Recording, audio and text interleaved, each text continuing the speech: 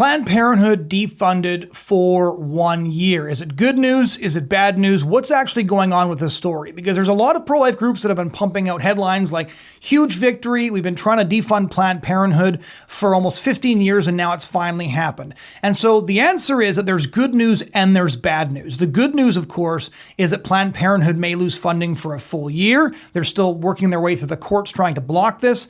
The bad news is that it was only 1 year and that it's not a straight across the board defunding like a lot of the headlines seem to indicate. So let's get into the details here just so people know what to make of this story.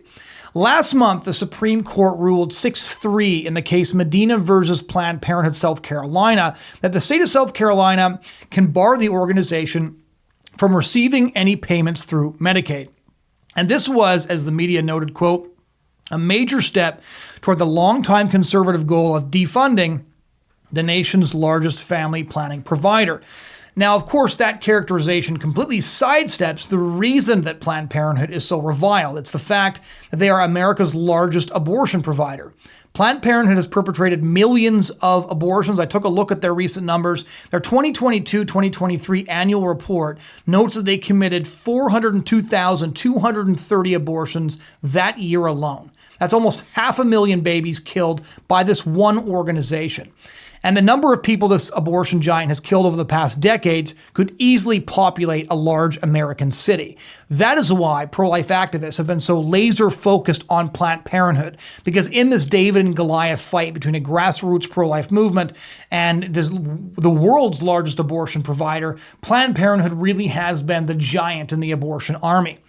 And now, after years of fruitless effort, the Trump administration has managed, after an enormous number of behind-the-scenes negotiations, to deny Planned Parenthood millions of taxpayer dollars as a provision in the very Trumpian named Big Beautiful Bill that was passed earlier this month.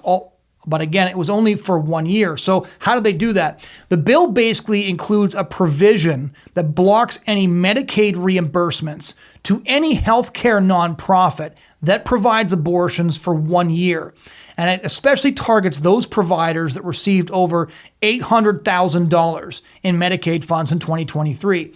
So this doesn't specify that it's targeting Planned Parenthood. It's targeting nonprofits that provide abortion. But the fact that they're especially targeting providers that received almost $1 million, everybody knows they're talking about Planned Parenthood. So pro-lifers ran headlines indicating this is about Planned Parenthood. Planned Parenthood 2 actually ran headlines indicating this is an attack on us. And one of the most truly insane PR moves Planned Parenthood made is they put an ad on their websites that said, "We're feeling crushed," which is an unbelievably tone-deaf thing to say. If they're feeling crushed because of some defunding, imagine how a preborn baby feels halfway through the procedure. Now, Planned Parenthood claims that this could actually result in the closure of nearly 200 of their roughly 600 centers nationwide. I hope that's true. Keep in mind that the pro-life movement obviously wants to play this up as a massive victory because they've been working so hard towards this goal for so long. Planned Parenthood wants to publicly maximize the potential damage to their organization because they're trying to get donors to send them more money, and they're trying to warn squishy lawmakers that if they lose 200 centers, people are going to lose all kinds of other treatment. And so this is the game that's kind of being played. If 200 of their 600 centers close, this will be a bigger victory than it already is. The fact that any nonprofit providing abortion cannot receive any Medicaid reimbursements is a very big deal, although I'm really disappointed it's only for a year. If 200 of their centers, however, shut down in 12 months, that would be fantastic. But imagine what would happen if they had managed to defund Planned Parenthood for 10 years, which is what pro-lifers and government were initially aiming for. So the reason this is still playing out is because predictably a federal judge has already intervened on their behalf. Planned Parenthood sued, basically ludicrously claiming that this provision was unconstitutional, that they have a constitutional right to taxpayer funding, and a Massachusetts judge, Massachusetts, very liberal state, issued a temporary restraining order on July 7, giving them a couple of weeks to allow further hearings to take place. We still haven't heard what the result of that is. They're making the case that impoverished people depend on their centers, and there's plenty of judges who are very sympathetic to that point of view. But right now, as of recording, Planned Parenthood is still receiving Medicaid money. And they've also been calling in favors and rallying support. The press, of course, has been very eager to intervene on their behalf. There was one truly mind-blowing headline in the Boston Globe that kind of summarizes the tenor of all the press coverage. This is the headline.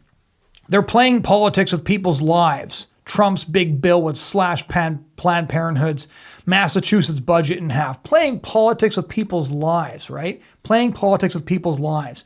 Planned Parenthood might claim to know that they don't know when life begins, but they sure know when life ends, because most of the time it's ending in one of their clinics at the end of a suction aspirator or using forceps.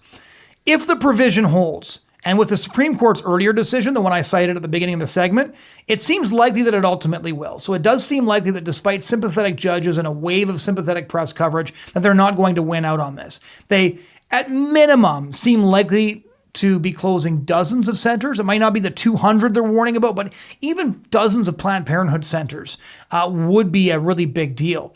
This would be a very significant pro-life victory, but I want to emphasize, because it's important to be honest here, that it's not as significant as it would have been when the campaign to defund Planned Parenthood first began back in 2007, when then Congressman Mike Pence, who later became vice president under Trump 1, introduced the first federal legislation to cut its funding. Mike Pence actually got involved in politics prayerfully because he wanted to go to war with the abortion industry. I saw him speak when he was a congressman in Washington, D.C. back in 2010, and defunding Planned Parenthood was the big thing he had been advocating back then. And if they had defunded Planned Parenthood back then, this would have really been sort of a keystone in David's slingshot, taking down the Goliath of the abortion industry. But now the majority of abortions are actually perpetrated with pills, and surgical abortions are on the wane. 60% of abortions in the United States are now pill abortions. And that means that Planned Parenthood has actually been able to make more money to improve their bottom line in the last few years, because they're able to sell and dispense abortion pills without all the financial overhead that's necessary to commit abortions via suction aspirator or forceps. So defunding Planned Parenthood, very necessary step, but it's no longer the death blow to the abortion industry that it might have been back in 2007. Post-Roe America is now supplied with abortion via a network of pill dispensers. There's networks in blue states shipping abortion pills into red states. There are governors fighting over extraditing the suppliers of these pills, including pills that were sent into red states. And people took these pills and ended up in the hospital, and people like New York Governor Kathy Hochul is refusing to extradite an abortionist to Texas for doing this.